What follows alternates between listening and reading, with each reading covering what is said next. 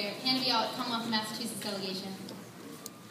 Imagine yourself as a woman in 1848, in the land of the free and the home of the brave, with virtually no rights. Thanks to Elizabeth Stanton and Lucretia Mott, things changed after the Seneca Falls Convention, where women are finally given a voice.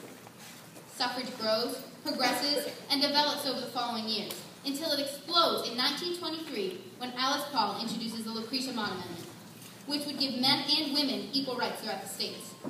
It's eventually rewritten and renamed as the Equal Rights Amendment, and it's been submitted to Congress every year since 1982, but has yet to be ratified. That is why I speak to you today, to ratify this piece of legislation. In essence, women are claimed to be equal in modern day and age. But in law, we are far from it. You may think, well, the 14th Amendment guarantees us equal rights under the law. But it's sad to say that when it says persons, it later defines it as male citizens.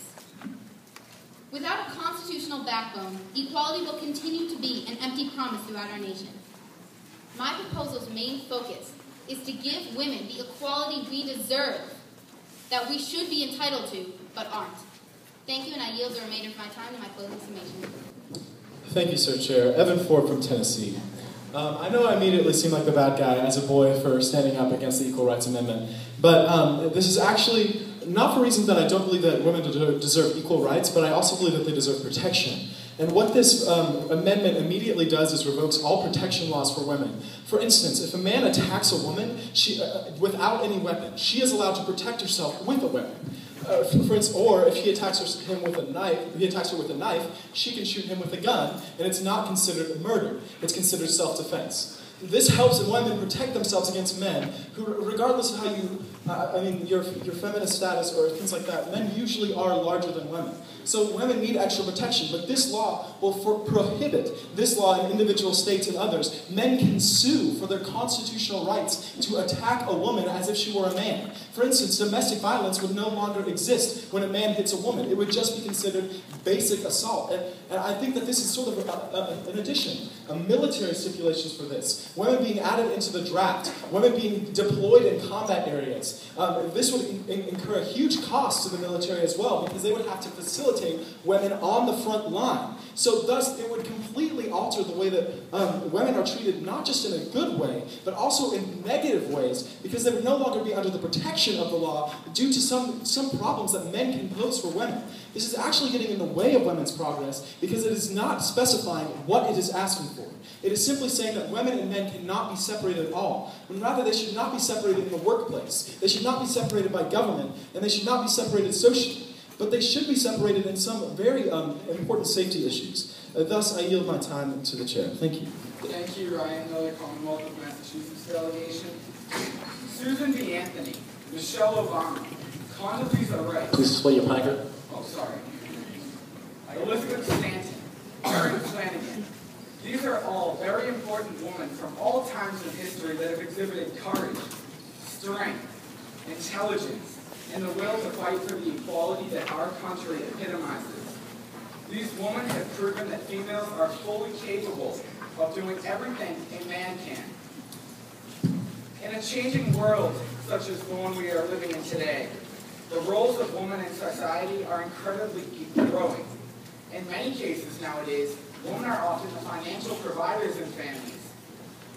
Therefore, I urge all of you to join me in supporting the proposal that should have passed decades ago. Thank you. Thank you, Sir Chair. Delegate Crawford from Minnesota.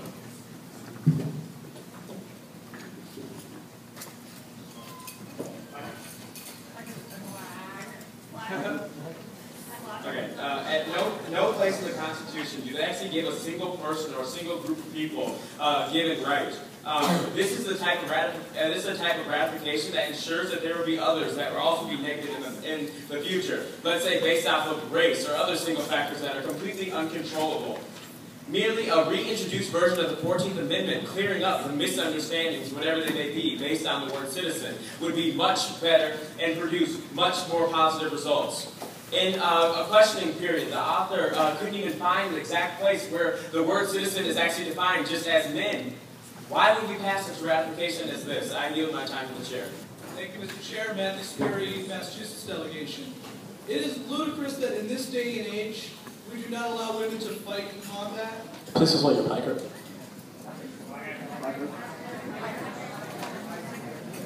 Among other things. But mainly in combat. But the reason that women were not initially drafted into wars was it was always thought of something as in strength. But if you look at the modern battlefield, very little has to do with physical strength instead of mental. And the way I can see it, if a woman can lead a business, buy a car, own a house, she can certainly fight in combat. Thank you. Thank you, Chair. I reserve the right to yield the remainder of my time to Speaker W. James from Louisiana. That is your right. Bobby Moore, Republic of Texas. I'm against this simply because I do not think it is needed.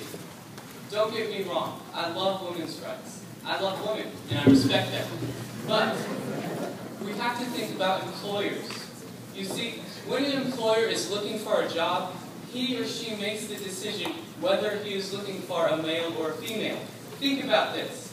If it is a construction job, he will most likely search for a male first. When an employer looks for a doctor, they might look for a woman first. I believe women are not outrun for jobs. You see women leaders and workers all of the time now. I do not understand why this proposal is needed.